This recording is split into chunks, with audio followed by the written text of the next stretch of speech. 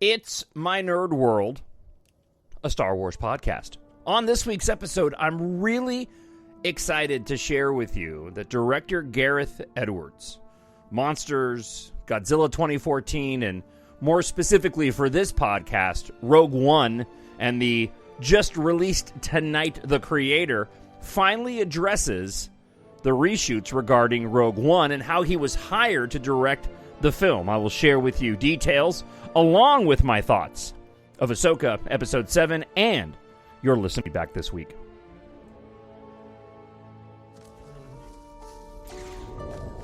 It's an instinct. A feeling. The Force brought us together.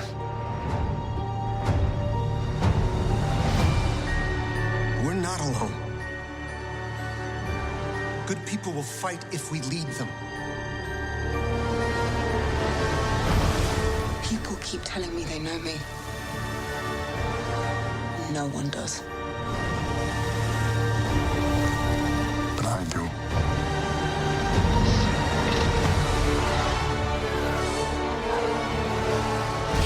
Long have I waited. And now you're coming together.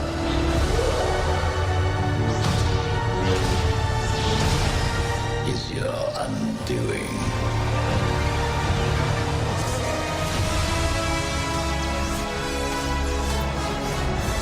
Confronting fear is the destiny of a Jedi.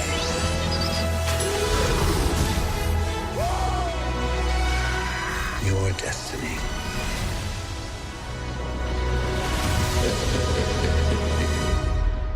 The Force will be with you. Always.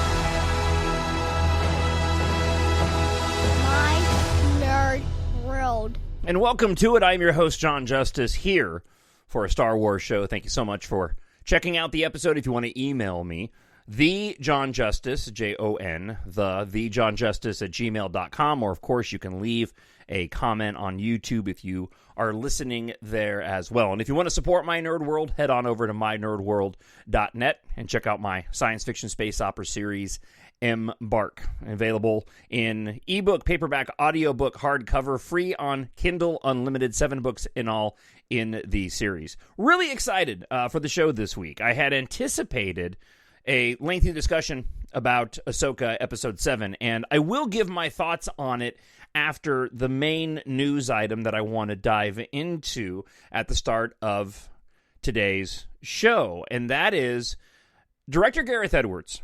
If you are a Star Wars fan, and clearly you are, you know the controversy and the discussions that have taken place since the release of what has become a beloved Star Wars film, Rogue One. I'll address a little bit more of that after I get past his comments recently. He's got a brand new movie, all new science fiction story called The Creator, which is one of my most anticipated films of the year. I had actually was planning on going and seeing it tonight, but because I got to get up so early, I have tickets for tomorrow afternoon. I cannot wait to see this film.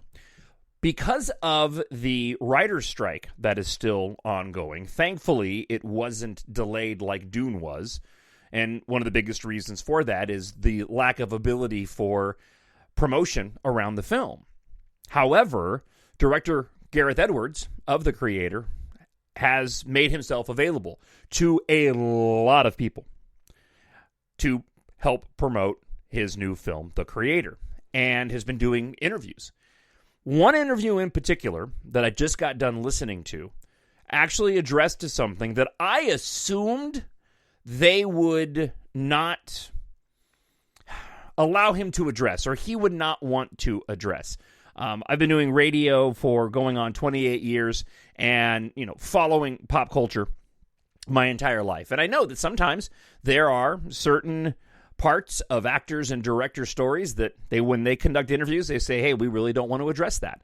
So heading into the Happy, Sad, Confused podcast today, I was very curious whether or not the host would ask Gareth Edwards about the controversy regarding the reshoots of Rogue One, and he did. Gareth Edwards also made some very interesting comments about when he was hired at Disney to direct Rogue One. So I'll talk about what he said about Rogue One first. I don't want to leave everybody hanging on that, because I think that's probably why most people are tuning into the podcast this week. This is not going to go the way you think. Horowitz, the host, really did a good job of sort of slowly wading into the waters of the controversy around the Rogue One reshoots. And for those that followed that, you may or may not know, and again, I'll get into greater detail after I share with you what his comments were. But Gareth was asked if he had any issues, essentially, or anything that he wanted to address regarding the controversy around Rogue One, with Tony Gilroy, who ended up going on to be the showrunner for Andor, coming in and retooling much of the film, as we've so often heard reported out of Hollywood, to the point where many people have said that, you know, Gareth Edwards and his original vision was completely changed. Gareth was cagey in his response. He first replied by talking about the creator, and he said that with the creator, I had told everybody on the film, jokingly, that when we got done with shooting, hey, I'll see you in 6 to 9 months for reshoots. Talks about how often reshoots happen on films, and I thought that would be the end of what he had to say, and then he went on to address Rogue One. The key points of what Gareth Edwards said was, one, he was asked whether or not he considers this to be his film, and I thought that was a very pointed question. And Gareth responded by saying, no, inasmuch as it's George Lucas's film. Which at first felt like a dodge, but then as he went on to explain it further, while not directly answering the question, it began to make sense. If you've seen any interviews with Gareth Edwards, he is a very genuine, authentic individual and a massive Star Wars fan. When he was 30 years old, he traveled to Tunisia to go to the original shooting location on A New Hope and actually spent the night inside of the hut that Luke Skywalker lived in, and brought dye to add to blue milk so he could have it there, and watched the sunset in the same location where it was shot. So that's how big of a fan he is. And he said what everybody loves in Rogue One was a creation of what came before it through George Lucas. What everybody loves about that film is what George Lucas originally created, and then I, along with others, went and made this film. He went on further to, and the interviewer kind of pressed him a little bit farther with regard to even mentioning Tony Gilroy and the reshoots, and he said, you know, this happens on, and then he made he told the story about the creator and how they expected to do reshoots and they never did, and he was really grateful for that, or at least he seemed grateful. I don't think he addressed it directly that way. And he went on to say that he felt that this was a creative process involving a lot of different individuals, and that for him to complain, not even saying that he would, but for him to get into or be frustrated with the process, felt very ungrateful to have been able to direct a Star Wars movie. At the end of the day, his name is attached to that film. The vast majority of the people that love that movie do not have any idea that there were reshoots involved in that film.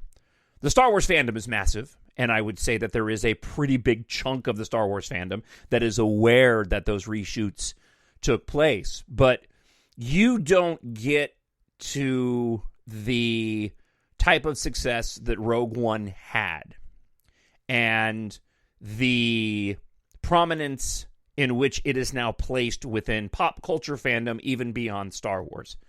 You don't get to that level without having a lot of people touched by your movie, and a lot of people that don't pay attention to pop culture Deadline or the Hollywood Reporter or podcasts like this or ones that people actually listen to.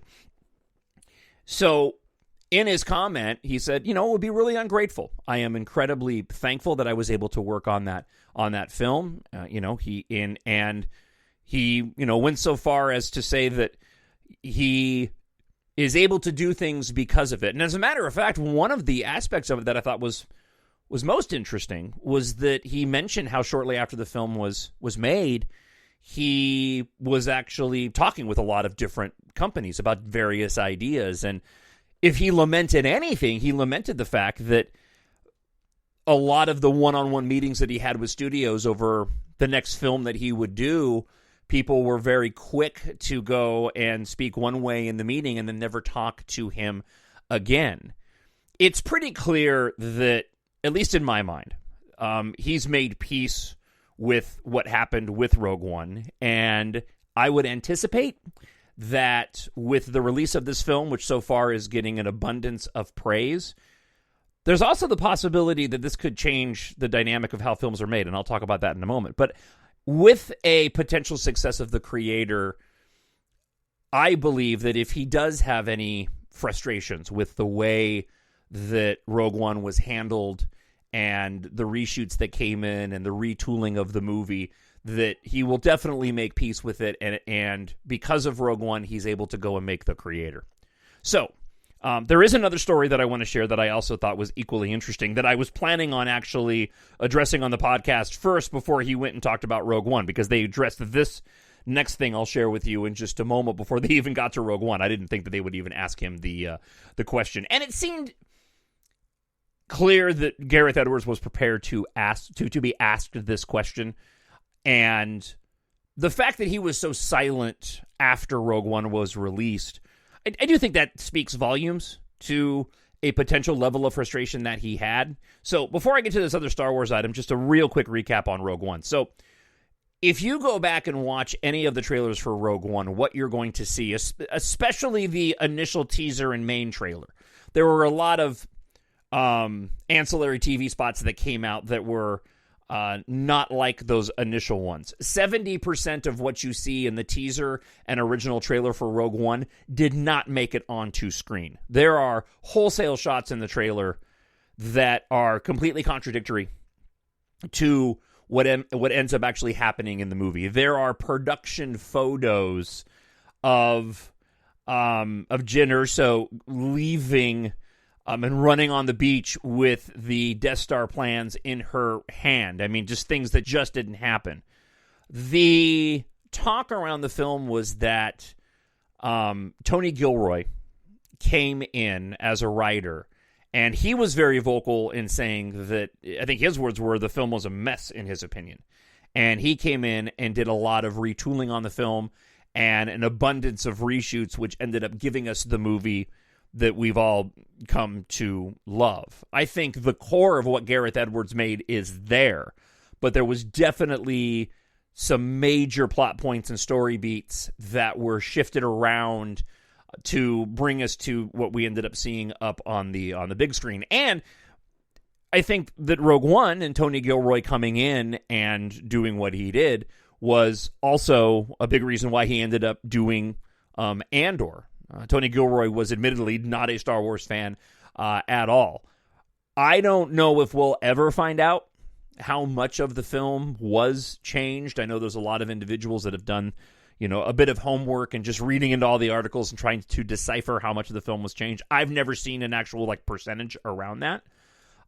But again, it was really good to see that Gareth Edwards was able to address it, and he was able to make peace, at least with this interview, it seemed like. And I think he's very proud of this film that he's made in the creator. And, to be honest, the approach that he took in answering the question, saying it would be, and I'm retooling his words, but it would be petty, ungrateful for him to go and complain. He was able to make this movie. And clearly, based off of how he was hired to make the film in the first place, I can understand why he feels that way. And being in the entertainment, doing that thing with my fingers industry, I mean, it's talk radio, it's a business. And the companies need to make money, and they need to make sure what ends up on screen and the finished product is what they believe is the best choice. Sometimes it's not, and sometimes it is.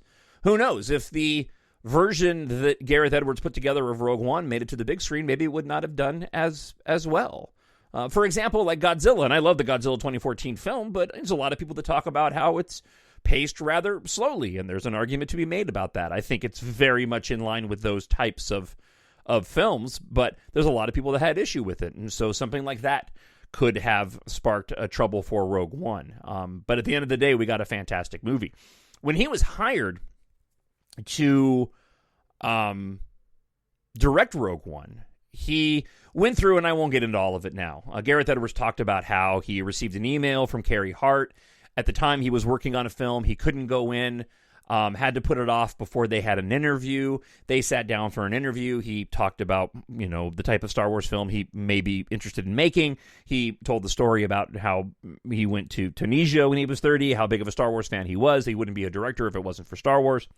And then said that he was invited back. No, he said he received an email and he was given 2 pitches to make a Star Wars movie. He was given 2 different Star Wars movie pitches. And he told a really interesting story about how he went home, made sure he had no other appointments, made sure nobody was going to bug him, locked himself in his room, and just sat down and spent time with the email reading over what he was in front of him. And apparently in the meeting he got before he received those 2 pitches, Kathleen Kennedy had told him that he was the only one in line to make this movie, and that it would be the next Star Wars film that Disney and Lucasfilm would be making together. He said he read the first pitch and said that he could see why they would want to make that movie, but said that he wasn't anything that he really gravitated towards. I think I've used that word twice now on the podcast. And then he said that he read the second pitch and it really intrigued him, and it wasn't until the very end when he read and saw that Princess Leia made an appearance that he finally figured out this story was essentially the prequel to A New Hope. And at first he thought it was sacrilege that anybody would go and make this movie, especially for a movie that he loved so much, being A New Hope. But then eventually realized that he couldn't turn down the opportunity. The host asked him what the first pitch was, and Gareth Edwards said that he wasn't allowed to say. He said eventually they'll probably make that movie, but I'm not allowed to say what it is. And the host then pressed him further. He says, "Well, is it something that we've all heard of before?" And he goes, he kind of was about to say, and then he didn't. He said, I really can't say. Now, for me personally, listening to how he answered the question, I took that as it probably is not something that they've announced. Then again, if it was any pitch, my next thought was, this is the Dawn of the Jedi film that James Mangold is supposed to be the director for. Now, I know that we've been told that James Mangold was the one that pitched this, but I don't buy this who pitches what and when type of thing. I found it really, really interesting, though, that Gareth said that this is a film they will probably make one day, which also tells me that there's probably a lot of films that they have in a file somewhere that eventually they plan on, like really good Star Wars ideas that just have not come to fruition. The creator, by the way, let's talk about that for just a moment and how this could potentially change the movie industry, and then I want to give you some thoughts on Rogue One. Not Rogue One. On Ahsoka episode 7. He was asked how this movie was made. The creator was made for under $100 million, which is almost unheard of for a film to look this good for that price. And what he said was that when he went to the studio said, this is the amount of money, the big pot of money that they want to spend. And then then over here is how much we could potentially go over. And he went to the studio and said, what if we reverse that? What if I told you that I could make this film for the overage amount of money, and we can save the larger amount of money for whatever special effects we need to go and add. And he said when he went in and pitched this idea, and I think this was part of the reason why the film got greenlit in the first place, because original science fiction IPs typically don't do well. There are plenty of films that I absolutely love that are that, but they don't end up really being blockbusters. Not every, you rarely end up with a Star Wars or even like a Matrix. You look at and I'm just kind of top of my head, you look at a Valerian, you look at a Jupiter Ascending, you look at a Super 8, and those first two movies certainly didn't do well at the box office, original IPs, and you could argue that they aren't good films on their merit, but they're films that I certainly do enjoy. Super 8 was a fantastic film, but it wasn't a blockbuster. And the way that he got to shoot it and figured out a way that was cheaper to shoot it was he realized that it would cost less to go to physical locations around the world, to fly the actors and the crew that he needed to shoot to physical locations around the world, shoot on those physical locations, and then it's cheaper to do that than it would be to build these massive sets. Where on earth can we go where the set is almost already existing, and then I'll go to ILM and have them fill in all the blanks? And it ended up working. And the fact that it ended up working, to me, in an industry where you rarely see anything new being done, speaks, I'm phrasing this wrong, could be a game changer for the industry. Now, here's bringing it back to Star Wars. Look at what they did with Andor. And nobody's talked about this aspect of it. Andor looks better than any other live-action Star Wars Disney Plus streaming show. Hands down. I love Ahsoka, but Andor looks fantastic. Well, what did they do? They went and filmed on location and had ILM come in and fill in the blanks. I think they took Gareth Edwards' idea of what he did for the creator and went and applied it to Andor. To Andor. If you have a chance to go find the interviews with Gareth Edwards, if you just pop onto YouTube, they'll populate if you just search for his name. Really interesting how this film got made, and I would encourage you to get out ahead of it, because I think this film's going to be a big deal. I think it's going to do very well at the box office. I think that people are going to be talking about Gareth Edwards again, and positively with regard to his work with Rogue One. It'll probably reignite a lot of the talk around Rogue One and the controversy regarding that film and the reshoots. But also how he was able to make this movie, which, if you look at the trailers, it looks like a massive, big-budget film. And apparently he made it for under $100 million, which is just absolutely incredible, in my opinion. So, Happy, Sad, Confused Podcast is where Gareth Edwards went and made those comments. I would encourage you to go and check that out. This is not good. I played the wrong one. You know what? I do that on occasion. Something. I record these for live. I don't edit it. Can you tell? But now it's awake. And I need help. One more thing about Gareth Edwards, by the way. He mentioned, and this has been fairly public, that when he was talking about how George Lucas, that's his movie, he talks about the most famous scene in Rogue One, arguably the Darth Vader sequence at the end. He's like, he created Darth, he created the lightsaber, he created those uniforms, he created that hallway. And that was an addition later on. I don't think that was actually in the original script. All right, here is what I'm going to do with regard to Ahsoka Episode 7. I've only had the opportunity to watch this episode one time. On a first watch of Episode 7, while I very much enjoyed it, it was, on a first watch, my least favorite of the total of 7 episodes so far. Now, I need to go back and watch it again, and just from a personal aspect. I watched this at 3:30 in the morning before I went to work.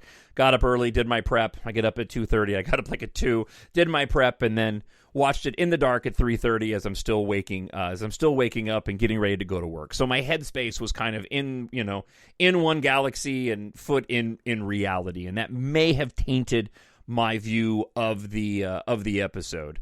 Because it does have a lot of elements that I generally gravitate towards. I thought the lightsaber battle between Ahsoka and Baylan was fantastic.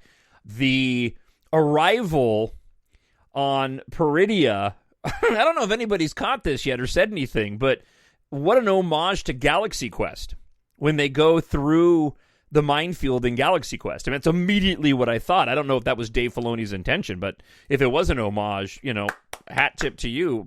Fantastic. I was hoping we would get a little bit further along in the storyline than we did. What I predicted was going to happen kind of half came true. It makes sense for the scale of the show. First off, are they undead stormtroopers? Probably not. They certainly didn't make a big deal about it when they were shot. We didn't see any of the green, dust come out of them like we did with Morok. I expected that the villains would, and actually everybody would get off the planet heading back to the OG galaxy, and that didn't happen either. So I'm really hoping for a very long final episode because I don't know where this is going. I assumed that at some point in the last episode, Thrawn is going to have to arrive and face the New Republic in some way, shape, or form. We did get the battle that I expected, even though it was on a much smaller scale, but we're talking about a much smaller group of people, and we needed to get all of our core group together, which certainly happened as well. I was a little bit annoyed that we still didn't have a conversation between Sabine and Ezra as to how she got there. She dodged that question, and she dodged it well. I imagine this is something that's definitely going to play a part in Episode 8 in the finale. So I'm going to share the rest of my thoughts and look at 7 and 8 together as a whole, because I feel like 7 and 8 are going to go better together as one solid story, much like those middle 3 episodes just work so well as their own solid storytelling. I really feel like episode 7 and 8 are going to be better served to run through a full review, and then the following week's episode I'll kind of run through the entire series. But I'm excited for the final episode. I wish we were getting more, for as much as I've loved this show, and I'm looking forward to going back and seeing if Episode 7 rises in my sort of ranking of the episodes so far. Because I know for the people in my household, several of them, well, 2 of them, thought that it was their favorite episode so far, and usually we're pretty aligned with that. So we'll see how I feel next week after I have a chance to watch it a second or a third time. I need someone to show me my place in all this. All right, let's get to your listener feedback this week. The Jon Justice, Jon, at gmail.com. Or you can leave a comment up on YouTube. First, we hear from Russ. Russ writes, since you brought up how this leads to the First Order, that's what Filoni has said in the past, it brings up an inconsistency to me regardless of what the greater power is. If the Republic knows, or even just Mon and Leia know, that the Remnants' reach did really go far enough to build this hyperspace ring, and if they do yet have to fight another large battle against Thrawn, then how does the resistance Leia created, how is it so small and poorly funded? Its small size was established before the destruction of Hosnian Prime, so it's not like there's an armada hiding out there. Even if the end of all these events necessitates hiding it from the rest of the Republic, it just doesn't make sense that they would be so ill prepared for it. So, Russ, I'm trying to understand your question. For me, it's not an inconsistency because we don't have the answer to those questions yet. We don't know how or even if Thrawn's return is the precursor to the First Order coming to power. It's clear Palpatine isn't gone. We know that going off of what happened in The Rise of Skywalker, and this actually gets addressed in the next listener feedback that I have. And so there is no reason not to believe. And I think in the secondary Thrawn Aftermath trilogy, they address how other remnants further out in the unknown reaches may be rebuilding in power.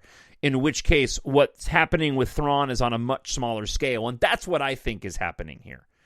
I think what's happening here with the Mandoverse is somewhat separate from this other entity out there that is more directly in line with Palpatine, that is creating Snoke, and that is building an army. This is why I was leaning towards Baylan being drawn to Palpatine, although I think that's less true now because he seems to be drawn to something on the planet. So I really see this as two separate powers, one that we haven't seen yet and we won't see until the sequel trilogy, and then what we're seeing with Thrawn, what Moff Gideon tried to create, and the group that Moff Gideon was involved in the remnants that are closer to the Republic right now. I think some of this was addressed in Bloodline, the Leia book, but I'm not sure. So for me, I don't see an inconsistency until I see how the whole thing plays out. It seems as if there is a small rebellion that's growing now, which could be why it is so small, inasmuch as Mon Mothma isn't able to convince the New Republic that there's a threat out there, and so there could be another offshoot, much in the same way that we saw Mon Mothma building the Rebel Alliance pre the original trilogy.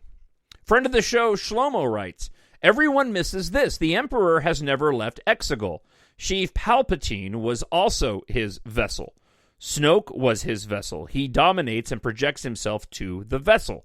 I think Snoke is an imperfect clone of his real person on Exegol, which is imperfect because of the Emperor's deterioration. The Emperor wanted Rey as a new vessel until he discovered the dyad, which could regenerate him. I don't believe that's true. We have not gotten an explanation yet. In my understanding, and anybody that wants to fill in the gaps for me can, Palpatine was a real person. There wasn't an emperor off on Exegol occupying Palpatine. Palpatine was his own person, part of the dark side, and became the Darth Sidious when his true form was revealed in Revenge of the Sith. Cloning was more than likely a part of this whole deal. He was able to send himself to another body that needed to be rebuilt later that was a clone of him. I know it's confusing. Again, I think this falls in line a bit with what I said to Russ and that we haven't seen the entirety of how this plays out. But I'm not of the opinion that there was just one single emperor on Exegol that projected himself into Palpatine, who was the senator from Naboo, who ended up taking over the Senate and then ended up becoming Darth Sidious. I think that is still one person, and he projected himself out from when he was tossed down the shaft in Return of the Jedi. All right, let's go to the next one. De La Torture writes, okay, the last thing we need is the Emperor to return again. Speaking to the possibility that Baylan Skoll was being drawn into by the Emperor. No, I don't, I don't think it's a matter of him returning again. I just think it's a matter of piecing together his already being there and never left. De La Torture goes on to say, though, however, I wouldn't mind seeing Ahsoka at the last minute destroy any chance of the Emperor being brought back to life. Even more tubular if she does it, like over his dead body or something. When this task is completed, all the while a bigger story behind this story emerges. At the end of the series, as such, major cliffhanger is upon us. Little crab people had me laughing. By the way, I'm of the opinion that Rian Johnson should never be allowed back into our universe in any capacity. Dave and John have our universe in a great place. Love the show. Keep them coming, sir. Thank you, De La Torture. I appreciate the kind words. I disagree. I love The Last Jedi. And I think Rian Johnson would be better served telling his own story, but there is no shortage of opinions on that, and like I always say, it's always subjective. All right, I got to go make dinner. This went on longer than I thought. Thank you so much for checking out the episode. If you are a reader of sci-fi, along with watching sci-fi, I hope you will go and check out my science fiction space opera series, EMBARK. Treat yourself or a family member.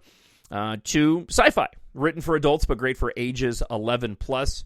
As Earth faces its end, follow pilots Taft Katha and their crew on a journey of survival across the galaxy as they fight for humanity's future out among the stars. It's available in hardcover, paperback, audiobook, free on Kindle Unlimited, and ebook as well. You can purchase paperbacks directly from me. Just email thejonjustice@gmail.com, and I'll give you details on how you can buy those paperbacks at a cheaper cost than Amazon directly from me. But you can go to amazon.com and search for Jon Justice and EMBARK, or go to mynerdworld.net.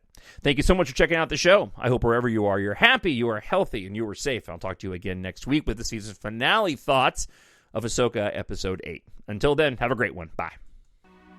The Force will be with you, always. My Nerd World.